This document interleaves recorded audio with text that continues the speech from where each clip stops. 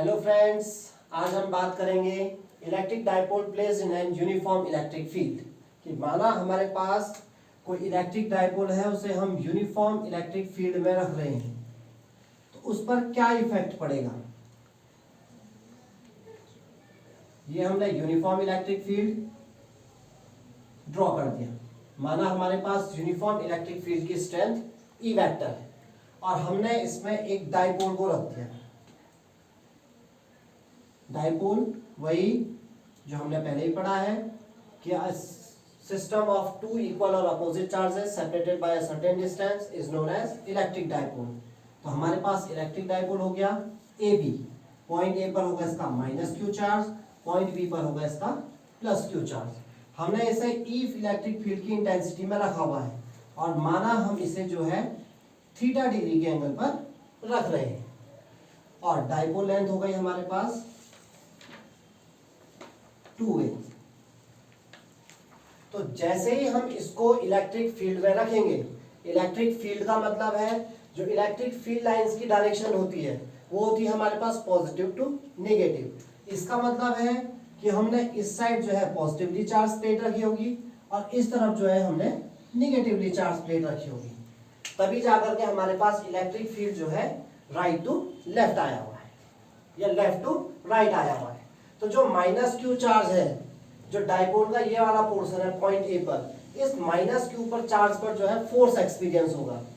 और हमने पढ़ा हुआ है कि जो इलेक्ट्रोस्टैटिक फोर्स होता है वो आता है हमारे पास F is equal to q e. Force is equal to charge multiply by strength of electric field. अगर हम इस पर फोर्स की डायरेक्शन देखें तो इस पर जो फोर्स एक्सपीरियंस होगा वो हमारे पास इस डायरेक्शन में होगा माइनस क्यू ई का, और इस पर अगर हम फोर्स देखेंगे तो इस पर जो फोर्स एक्सपीरियंस होगा नेगेटिव प्लेट के कारण वो होगा हमारे पास प्लस क्यू ई। तो हमने निकाल दिया force on minus q charge, ये आ गया हमारे पास माइनस क्यू ई, और force on plus q charge ये हो गया हमारे पास प्लस क्यू ई। जो ये माइनस या प्लस है ये सिर्फ इसकी डायरेक्शन को रिप्रेजेंट कर रहा है कि जो माइनस क्यू ई का फोर्स है वो लेफ्ट डायरेक्शन में अप्लाई हो रहा है और जो प्लस क्यू ई का चार्ज है वो फोर्स है जो वो राइट डायरेक्शन में अप्लाई हो रहा है। तो जो हमारा डाइपोल है वो टू इक्वल अपोजिट और पैरेलल फोर्सेस के बीच एक्ट हो रहा है, या उसके बीच जो है उस पर दो इक्वल अपोजिट और पैरेलल फोर्स क्या कर रहे हैं, काम कर रहे हैं। और हमने पढ़ा हुआ है कि जहां टू इक्वल अपोजिट और पैरेलल फोर्सेस काम करते हैं उसे हम कपल ऑफ फोर्स कहते हैं। और अगर कोई बॉडी कपल ऑफ फोर्स के अंडर है तो उस पर हमेशा एक टॉर्क एक्सपीरियंस होता है, जो टॉर्क उसको रोटेट करने की कोशिश करेगा, और इस पर जो टॉर्क अप्लाई होगा वो उसको क्या करेगा, क्लॉकवाइज डायरेक्शन में रोटेट करने की कोशिश करेगा, ताकि जो डाइपोल है वो इस तरीके से क्लॉकवाइज डायरेक्शन में घूम सके। तो सो दैट जो हमारे पास टू फोर्सेस हो गए, dipole under couple of force, तो इट एक्सपीरियंस अ टॉर्क। और टॉर्क हमने पढ़ा है कि टॉर्क इज इक्वल टू होता है फॉर्मूला आइदर फोर्स, दोनों में से कोई भी एक force, multiply perpendicular distance between two forces. हमें दोनों में से किसी एक फोर्स की स्ट्रेंथ को देखनी है, हमें ये नहीं देखना कि वो माइनस है या प्लस है, क्योंकि माइनस प्लस सिर्फ डायरेक्शन को रिप्रेजेंट कर रहा है, हमें उसका सिर्फ मैग्नीट्यूड देखना है और दोनों फोर्सेस के बीच की परपेंडिकुलर डिस्टेंस देखनी है। अब हमें जो है सबसे पहले उनके बीच की परपेंडिकुलर डिस्टेंस मालूम होनी चाहिए। लेट हम यहाँ से एक परपेंडिकुलर लाइन नीचे को ड्रॉ कर देते हैं और इस पर जो है एक परपेंडिकुलर लाइन यहाँ से ड्रॉ कर देते हैं। माना ये दोनों लाइन एक दूसरे को पॉइंट एन पर कट करती है।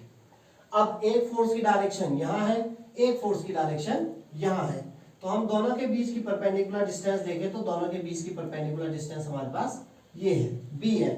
तो so that tau is equal to either force मतलब F मल्टीप्लाई बाई हमारे पास परपेंडिकुलर डिस्टेंस हो गई bn। अब हम सबसे पहले इस bn की वैल्यू को फाइंड करते हैं, क्योंकि हमारे पास फोर्स का मैग्नीट्यूड है QE बट bn की वैल्यू नहीं है। हम सबसे पहले bn की वैल्यू निकालेंगे। अगर ये एंगल थीटा है तो ये वाला एंगल भी थीटा होगा। जो हमारे पास डाइपोल लेंथ है 2a, ये इसको हम डिस्प्लेसमेंट ऑफ द डाइपोल भी कह सकते हैं, और displacement is a vector quantity, उसको हम कंपोनेंट में ब्रेक कर सकते हैं। तो इसका हमारे पास हॉरिजॉन्टल कंपोनेंट आ जाएगा 2a cos थीटा और वर्टिकल कंपोनेंट आ जाएगा 2a sin थीटा। अब हमें जो है परपेंडिकुलर डिस्टेंस चाहिए, इसलिए हम सिर्फ 2a sin थीटा का यूज करेंगे। 2a cos थीटा का हमारे पास कोई काम नहीं है, क्योंकि वो दोनों फोर्सेस के बीच की परपेंडिकुलर डिस्टेंस नहीं है। तो so that tau is equal to हो जाएगा, f की वैल्यू है हमारे पास QE multiply by perpendicular distance आ गई 2a sin थीटा। सॉल्व करेंगे तो tau is equal to q dot 2a को एक साथ ले लेते हैं, e sin थीटा को हम एक साथ ले लेते हैं। तो ये हो जाता है tau is equal to q dot 2a, हमने पढ़ा है electric dipole moment, p is equal to होता है q डॉट 2a। तो टाउ इज इक्वल टू आ जाता है हमारे पास pe sin थीटा। तो ये हो गया हमारे पास कि जब हम किसी इलेक्ट्रिक डाइपोल को यूनिफॉर्म इलेक्ट्रिक फील्ड में रखते हैं तो उस पर एक टॉर्क एक्सपीरियंस होता है, और उस टॉर्क की वैल्यू होती है हमारे पास pe sin थीटा। इन वेक्टर फॉर्म अगर हम इसकी वैल्यू निकालें तो ये हो जाएगा p vector cross e vector. अब हम इसमें कुछ कंडीशंस लेते हैं कि हमारे पास टॉर्क कब जीरो होगा या कब मिनिमम होगा और कब मैक्सिमम होगा। तो हम ले सकते हैं इसके, हम उसे स्पेशल केस भी कह सकते हैं या कंडीशंस कह सकते हैं।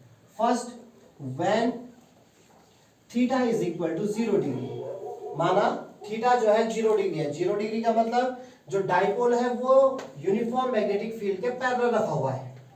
तो उस कंडीशन में जो हमारे पास टॉर्क होगा टाउ इज इक्वल टू हो जाएगा PE sin 0, और sin 0 की वैल्यू पता है आपको 0 होती है, इसलिए इस पर कोई भी टॉर्क एक्सपीरियंस नहीं होगा, क्योंकि वो पहले से ही ऐसा रखा हुआ है। इस पर एक फोर्स यहाँ की ओर काम कर रहा है, एक फोर्स इधर की ओर काम कर रहा है, बट दोनों फोर्स एक दूसरे के इक्वल होंगे, अपोजिट होंगे, बट पैरेलल नहीं होंगे। तो पैरेलल ना होने की कंडीशन में उस पर कोई भी टॉर्क एक्सपीरियंस नहीं होगा। और सेकंड कंडीशन है हमारे पास कि when theta is equal to 90 degree. Theta is equal to 90 degree का मतलब है कि जो डाइपोल है वो इस तरीके से रखा हुआ है, यूनिफॉर्म इलेक्ट्रिक फील्ड से परपेंडिकुलर डायरेक्शन में रखा हुआ है। तो उस कंडीशन में टॉर्क हो जाएगा हमारे पास P sin 90, और sin 90 की वैल्यू हमारे पास 1 होती है, तो टाउ इज इक्वल टू हो जाता है हमारे पास P, और ये होता है हमारे पास मैक्सिमम। कि अगर इलेक्ट्रिक डाइपोल हमने यूनिफॉर्म इलेक्ट्रिक फील्ड से परपेंडिकुलर डायरेक्शन में रखा हुआ है तो उस पर सबसे ज्यादा टॉर्क एक्सपीरियंस होगा, जो उसे क्लॉकवाइज डायरेक्शन में रोटेट करने की कोशिश करेगा। तो ऐसे ही हम आपके सामने और भी वीडियोस लेके आते रहेंगे। तब तक के लिए धन्यवाद।